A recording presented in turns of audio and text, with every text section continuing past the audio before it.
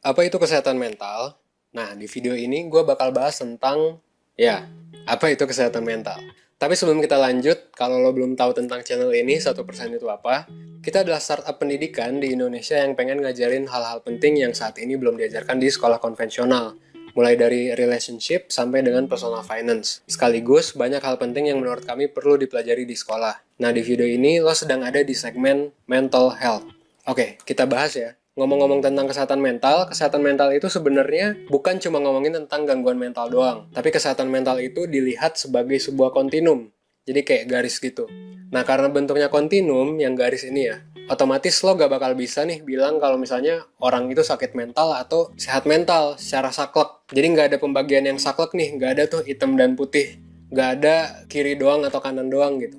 Dan nggak cuman sakit atau sehat doang. Jadi lo tuh bisa posisinya ada di tengah atau mungkin agak turun, dan besoknya lagi mungkin lo bisa ada di posisi yang naik di kanan ya. Makanya kalau di psikologi kita nggak menamakan gangguan tuh sebagai penyakit. Jadi nggak ada tuh istilah penyakit mental. Yang ada adalah gangguan mental atau gangguan jiwa biasanya kita nyebutnya. Nah, gimana sih cara nentuin posisi lo di kontinum kesehatan mental ini? Pertama, kita harus tahu kesehatan mental itu apa. Nah, menurut WHO, World Health Organization, kesehatan mental itu adalah kondisi di mana lo bisa menyadari apa potensi lo. Lo juga bisa menghadapi stres sehari-hari dan lo bisa bekerja secara produktif dan menghasilkan kontribusi yang baik ke masyarakat. Nah, jadi untuk tahu posisi lo dalam kontinum kesehatan mental, ya tinggal lihat indikator-indikator yang tadi aja. Misalnya, lo menyadari potensi lo gak? Lo bisa menghadapi stres sehari-hari gak? Dan kerjaan lo produktif gak? Kayak gitu. Tapi emang kita gak bisa nentuin, misalnya, gue 20% sehat mental nih, atau gue 80% sehat mental nih. Enggak, kayak yang tadi gue bilang, nggak bisa sesimpel itu, nggak sehitam putih itu. Cuman lo bisa pakai kontinum ini sebagai patokan gitu. Nah, sekarang kita coba bayangin gini, kalau posisi kontinum lo ada di kanan, ya lo akan produktif, lo akan bisa menyadari potensi lo akan bisa berkontribusi dengan baik, dan ya lo happy lah gitu menjalani hidup. Inilah tujuan dari psikologi, untuk membawa lo dari kontinum yang kiri nih, dari yang negatif biar jadi positif banget gitu, biar lo sehat banget lah ibaratnya.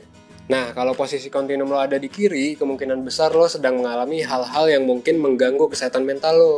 Hal ini bisa beragam, mulai dari kena bencana, kena musibah, atau mungkin lo sedang mengalami gangguan kesehatan mental. Konkretnya gimana nih? Musibah itu contohnya gini, misal ada anggota keluarga dekat lo yang baru meninggal, atau mungkin lo baru diputusin pacar, atau lo ternyata gak lulus seleksi ke perguruan tinggi yang lo mau. Nah, semua contoh tadi adalah musibah yang bisa ngaruh ke kondisi kesehatan mental lo. Itu yang tadi contoh aja, karena emang banyak sih sebenarnya yang bisa mengaruhi kondisi kesehatan mental lo. Nah, tapi kalau lo mengalami hal-hal yang tadi, kemungkinan besar nih lo akan ada di kondisi yang di kontinum kiri. Karena mungkin lo sedih kan, lo belum bisa kerja secara produktif karena baru mengalami musibah. Lo juga mungkin akan jadi lebih sensitif dibandingkan biasanya. Jadi kayak gampang marah, terus kayak gak produktif, dan ya banyak lah pokoknya kalau lo ada di kontinum yang kiri. Nah, lo bisa aja kan ada di kontinum yang kiri ini, dan sebenarnya normal banget kan kalau lo pikirin ketika kita berada di kontinum kiri itu normal sebenarnya. Wajar kalau misalnya lo sedih ketika keluarga terdekat lo, misal tiba-tiba meninggal. Atau ketika lo diputusin pacar, ya normal gitu. Wajar untuk lo sedih. Dan wajar juga untuk lo ada di kontinum yang kiri ini.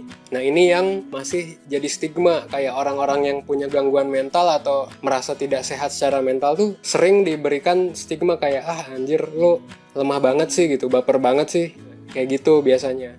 Tapi padahal kan kalau kita pikir-pikir lagi sebenarnya ya normal-normal aja kalau kita misalnya mengalami gangguan mental. Jadi it's okay not to be okay. Sama kayak lo demam, flu, dan lain sebagainya kan, sakit-sakit biasa itu. Ketika lo merasa bahwa lo lagi kurang sehat secara mental, ya itu normal juga.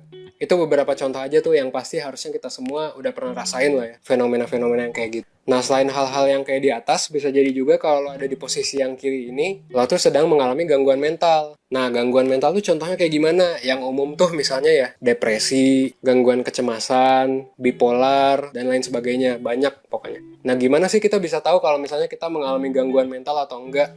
Nah, biasanya orang-orang tuh banyak nyari-nyari dan self-diagnose sendiri di internet. Sebenarnya ini sampai pada titik tertentu bagus, karena mungkin akan bikin kita jadi aware dan tahulah kondisi kita kayak gimana. Tapi nggak jarang judgement kita dari nyari-nyari sendiri ini salah.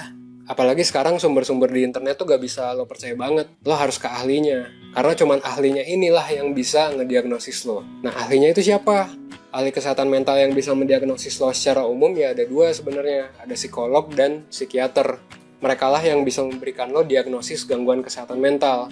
Jadi kalau lo mau tahu lo punya gangguan kesehatan mental atau enggak, lo pergi ke psikolog atau ke psikiater. Nah, diagnosisnya berdasarkan apa nih? Macem-macem. Mereka akan mendiagnosis lo berdasarkan ngobrol yang mendalam sama lo ketika lo lagi datang ke mereka kan praktek. Terus berdasarkan kuesioner juga, kalau lo disuruh ngisi kuesioner. Lo juga mungkin akan disuruh untuk melakukan tes psikologi. Mungkin si psikolog ini juga akan minta untuk menghubungi ortu atau teman terdekat lo. Bahkan lo bisa aja disuruh datang untuk konseling bareng ortu lo atau pasangan lo. Banyaklah cara untuk mendapatkan data supaya si ahli ini, si psikolog sama psikiater ini bisa mendiagnosis lo. Dan diagnosis ini biasanya merefer ke suatu kitab. Ya, kayak buku acuan gitulah bahasanya. Salah satu dari buku acuan ini yang cukup populer itu namanya DSM. Bukunya warnanya biru, gede. Nah, yang bikin ini adalah organisasi APA, American Psychological Association. Kalau lo jadi anak S1 psikologi dan S2, kemungkinan besar lo akan belajar gangguan mental lewat buku ini. Seperti namanya, yaitu diagnosis statistik manual. Jadi di sini tuh isinya adalah manual diagnosis untuk mendiagnosis apakah orang punya gangguan mental atau enggak. Nah, manual ini tuh dibikin berdasarkan apa sih? Buku ini tuh dibikin berdasarkan riset dan juga persetujuan psikolog-psikolog. Jadi biasanya kalau misalnya bikin buku ini, karena ada kan edisi-edisinya mulai dari edisi 1 sampai dengan edisi 5, itu biasanya psikolog ngumpul dulu dan menceritakan riset-risetnya, baru setelah ada persetujuan dibikinlah buku si edisi baru ini. Nah, edisi sekarang tuh udah sampai edisi 5, jadi ada DSM 1 sampai dengan DSM 5. Nah, yang populer dipakai itu setahu gue ya, sampai sekarang tuh masih DSM 4, DSM 4 TR, dan juga DSM 5. Nah, kenapa sih ada edisi-edisinya? Ya karena kan riset menghasilkan hasil-hasil yang baru nih, ada penemuan-penemuan baru, jadi si DSM ini harus dievaluasi terus-menerus gitu. Nah, selain DSM ada juga ICD, International Classification of Disease. Nah, kalau ini yang bikin adalah WHO. Mereka juga banyak edisinya, dan kalau nggak salah sekarang tuh udah edisi 10 ya. Ini kalau nggak salah juga, gue belum cari sumbernya. Nah, Indonesia juga punya nih, namanya PPDGJ, Pedoman Penggolongan Diagnostik Gangguan Jiwa. Nah, terus apa sih bedanya dari ketiga acuan ini? Nah, sebenarnya isinya tuh mirip-mirip, cuman mungkin ada yang beda-beda dikit lah. Kayak misalnya PPDGJ kan belum update nih. Misalnya WHO ini udah update duluan, tapi DSM belum ya, nanti pasti ada beda-beda dikit lah gitu. Nah, banyak banget nih hal-hal yang bisa menyebabkan naik turunnya kesehatan mental seseorang. Menariknya, kesehatan mental tuh gak bisa kita pastiin dan konkretin penyebabnya apa, karena penyebabnya pasti banyak, multifaktor. Gimana tuh maksudnya? Jadi, kalau misalnya kita punya gangguan mental, misal depresi ya, penyebabnya tuh gak cuma satu doang, tapi bisa banyak, mulai dari penyebab secara biologis. Jadi kayak kondisi otak lo kayak gimana, fisik lo kayak gimana, lo lagi kecapean gak? Nah, selain biologis ada juga penyebab psikologis. Ini dari diri lo sendiri, kayak emosi lo kayak gimana, pemikiran lo kayak gimana, pandangan terhadap diri lo kayak gimana, perasaan lo juga kayak gimana akhir-akhir ini, dan banyak lagi. Nah, terus ada juga penyebab sosial. Kayak tadi ya, baru diputusin pacar gak? Terus di rumah gimana keadaannya? Terus di sekolah juga gimana? Dan kejadian-kejadian yang berhubungan dengan kehidupan sosial lo. Nah, ini adalah pendekatan yang namanya pendekatan biopsikososial. Jadi pendekatan ini tuh ngelihat kesehatan mental dari berbagai aspek. Jadi gak cuma satu doang penyebabnya. Gak cuma biologi doang atau psikologi doang atau aspek sosial doang. Makanya kadang kalau ke psikolog, si psikolog ini mungkin akan manggil orang tua lo untuk konseling bareng. Atau kalau lo udah beristri atau bersuami, lo bisa aja konseling bareng kan, konseling pasangan gitu. Nah, itu tuh dilakukan untuk mengintervensi berbagai faktor tadi kan, ada biologi, psikologi, sosial. Nah, kalau lo ke psikolog tuh kan gak bisa ngasih obat. Nah, kalau lo ada masalah di biologinya, mungkin psikolog ini akan mencoba nge-refer lo ke si psikiater. Karena psikiater tuh kan asalnya dari dokter, dan mereka bisa ngasih lo resep obat gitu. Jadi untuk penanganannya, si psikolog ini ya kalau misalnya ngerasa, wah ini kayaknya butuh penanganan biologis nih, bukan cuma sosial dan psikologis doang dari gua. Nah, si psikolog ini akan nge-refer ke psikiater.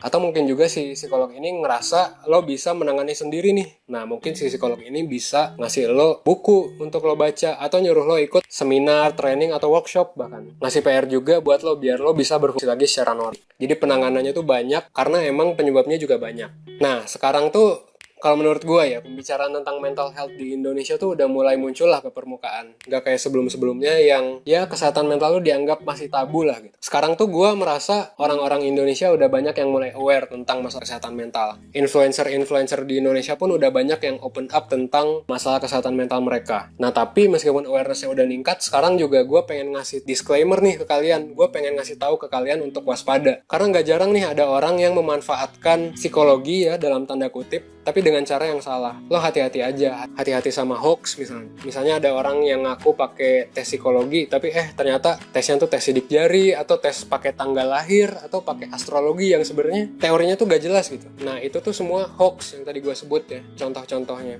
Tapi nggak jarang banyak orang yang masih ketipu dan make ya, karena orang-orang tuh masih belum tahu gitu ilmunya kan. Ya sarjana psikologi lah yang tahu ilmunya kan, dan psikolog dan psikiater. Intinya sih kayak gitu, hati-hati sama orang yang mencoba untuk ngejual solusi yang kayaknya aneh gitu dan kayak kurang masuk akal lah gitu. Kayak misalnya lo menemukan minat dan bakat dari sidik jari, kan itu rasionalisasinya dari mana gitu kan. Itu terlalu instan dan nggak masuk akal gitu. Nah jadi jangan lupa untuk tetap kritis dan coba cari-cari dulu di Google sebelum lo pakai suatu produk yang pakai jargon-jargon psikologi gitulah gitu. Karena nggak jarang ada orang yang ngaku-ngaku psikolog, ngaku-ngaku dokter di media sosial, bahkan sampai terkenal, tapi pas dicek ternyata sama sekali gak pernah sekolah di sana gitu, dan bohong ternyata, dan advice-nya pun palsu. Terus gue juga mau pesen ke lo semua, it's okay not to be okay.